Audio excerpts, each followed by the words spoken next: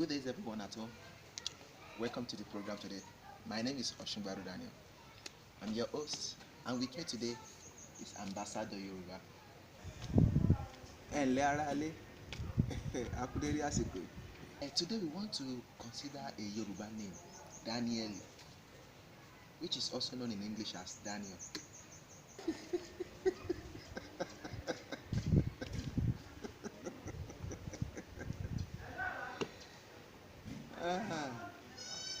Daniel is not the interpretation of Daniel in Yoruba.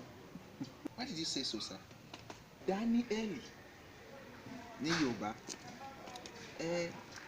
ó túmọ̀ sí ohun tí ènìyàn dá ni, that is own alone,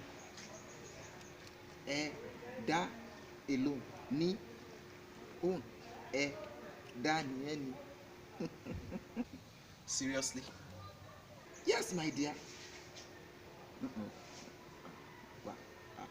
Má ṣe máa pè é my dear. You are not a girl, you are a boy.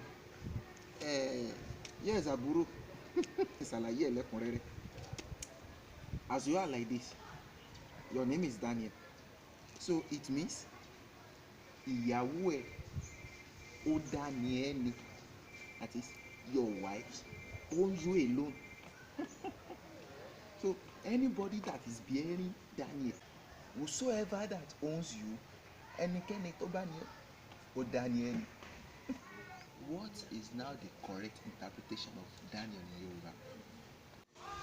The correct interpretation, that is alone, ní kúnlẹ̀, you, that is dákúnlẹ̀. Does that make any sense? Ọmọ bàjẹ́ gan, ó fẹnu họra, ó lẹ́kọ̀ọ́. You don't know that you don't talk to someone that knows more than you like that?